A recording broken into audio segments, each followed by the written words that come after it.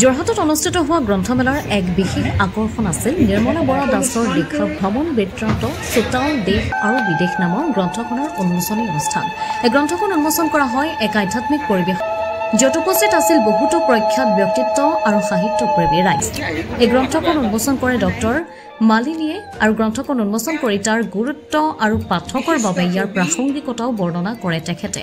লগতে ডক্টৰ জ্যোতিৰেখা হাজৰিকাই গ্ৰন্থখনৰ পৰ্যালোচনা কৰি তাৰ মূল বিষয়বস্তুৰ ওপৰত আলোকপাত কৰাও দেখিবলৈ পোৱা গ'ল। লেখিকা নিৰ্মলা বৰা দাসৰ মতে চোতাল দেশ আৰু বিদেশ কেৱল এটা ভ্ৰমণ কাহিনী নহয়, এই গ্ৰন্থত পাঠক ৰাইজে নিজকে আত্ম আৱিষ্কাৰৰ কৰাৰ এক সুবিধা পাব। লগতে গ্ৰন্থখনত নিজকে বিচাৰি পোৱাৰ লগতে স্বাৱলম্বিতাৰ কৌশল আৰু অৰ্থনৈতিক উন্নতিৰ বিভিন্ন দিশসমূহ পোৱাৰ লগতে যুৱ প্ৰজন্ম কৰ্মক্ষেত্ৰত সৃষ্টিৰ অনুপ্ৰেৰণা যোগাবলৈ এই গ্ৰন্থখন বিশেষ সহায়ক হ'ব বুলিও লেখিকাগৰাকীয়ে আশা প্ৰকাশ কৰিছে।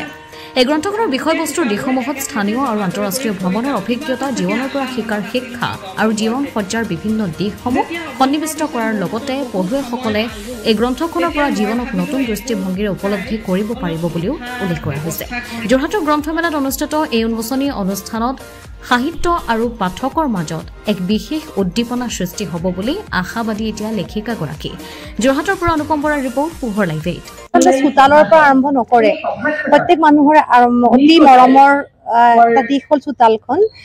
ঘৰৰ দুৱাৰদলি পাৰ হৈ মানুহে চোতালখন পাইছিল দেই, এতিয়া নহয়। এতিয়া কিন্তু আমাৰ কিন্তু এতিয়া সেই চোতালখন পাবলৈ নাই নহয়। চোতালখন গৰকীয়ে নঙলা খুলিছিল নহয় নে, নঙলা খুলিয়ে আলিবাটেৰে গৈ গৈ পঢ়াশালীৰ পৰা ধৰা কৰ্মসংস্থানৰ পৰা ভ্ৰমণৰ আশাৰে বা কৰ্মৰ আশাৰে দেশ বিদেশলৈ যাত্ৰা কৰিছিল। কিন্তু এতিয়া সেয়া নহয়, কংক্ৰিটৰ পৃথিৱীত এতিয়া চোতালখন নাইকিয়া হ'ল, নগলা নাইকিয়া হ'ল, কিন্তু মানুহৰ হেঁপাহটো বিশ্বমুখী হ'ল। বিশ্বমুখী হেঁপাহেৰে এজন ল'ৰা বা এগৰাকী ছোৱালীয়ে আজি দেশ বিদেশত শিক্ষা গ্ৰহণ কৰি হয়তো কেতিয়াবা উভতি নাহিবও পাৰে সেইখন চোতাললৈ, য'ত এদিন উমলিছিল। আৰু এতিয়া বাইদেৱে সেই কথাখিনিকে ইয়ালৈ আনিছে।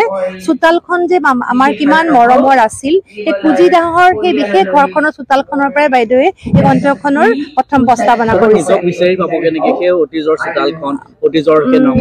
যি পঢ়িব যিসকল পাঠকে এই গ্ৰন্থখন পঢ়িব, লগতে ভ্ৰমণ সাহিত্যৰ সোৱাদৰ লগতে সেই লোক সমাজখন বিচাৰি পাব, সেই শংকৰী কৃষ্টিক ঘূৰাই পাব, সেই ভাওনাৰ মঞ্চখন পাব, লগতে প্ৰথম অসম দেই, প্ৰথম ঘৰখন, তাৰপাছতে আমাৰ নিজৰ আমাৰ ভূমি অসমখন, তাৰপাছত ভাৰতবৰ্ষ, তাৰ পৰা 3খন মহাদেশ, এই এছিয়া, ইউৰোপ, অষ্ট্ৰেলিয়া, এই গোটেই মহাদেশবিলাকৰ বিভিন্ন ক্ষেত্ৰতো আলোকপাত কৰিছে।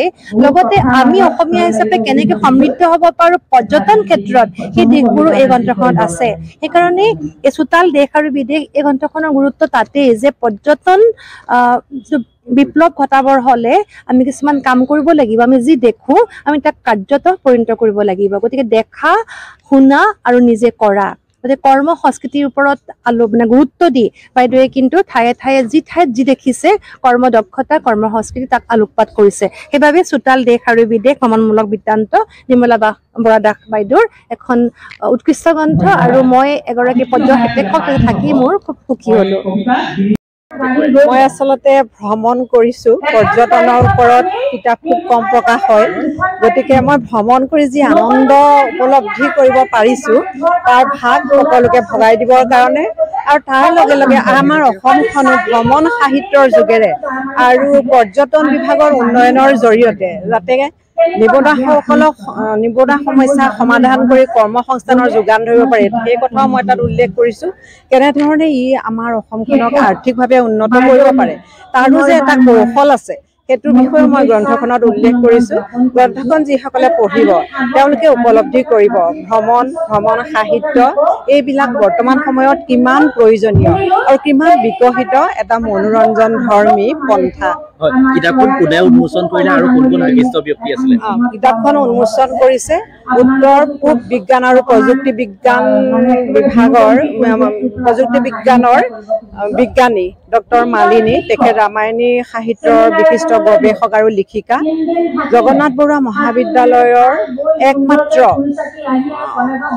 এক অৱসৰপ্ৰাপ্ত অধ্যক্ষা ডক্টৰ অঞ্জনা চলিহা, আৰু লগতে অসম লেখিকা সন্থাৰ সভানেত্ৰী মামণি গগৈ বৰুৱা আৰু অসমৰ বিশিষ্ট কবি সাহিত্যিক আৰু গৱেষক ডক্টৰ জ্যোতিৰেখা হাজৰিকা মঞ্চত চাৰিগৰাকী উপবিষ্ট হৈ তেওঁলোকৰ নিজৰ নিজৰ বক্তব্য প্ৰকাশ কৰিছে গ্ৰন্থখন উন্মোচন কৰি গ্ৰন্থৰ বিষয়ে বহু গুৰুত্বপূৰ্ণ কথা আলোচনা কৰিছে তেখেতসকলৰ ওচৰত মই কৃতজ্ঞ তাৰ লগে লগে যিসকলে বিশেষকৈ জগন্নাথ বৰুৱা মহাবিদ্যালয়ত কৰ্মৰত অৱসৰপ্ৰাপ্ত আৰু অন্য বিদ্বৎ সমাজৰ লেখিকা সন্থা ডিকেডি কলেজৰ ছাত্ৰ ছাত্ৰীসকল আহি উপস্থিত হৈ গোটেই অনুষ্ঠানটো সাফল্যমণ্ডিত কৰাত যি অৰিহণা যোগালে সকলোৰে ওচৰত মই কৃতজ্ঞতা স্বীকাৰ কৰিছো আৰু মই ভাবো এয়া অসমৰ কাৰণে এটা গৌৰৱৰ দিন কিতাপখন ক'ত উপলব্ধ হ'ব বাইদেউ কিতাপখন মই গ্ৰন্থমেলাত দুই এখন কিতাপৰ দোকানত যি আগ্ৰহ প্ৰকাশ কৰে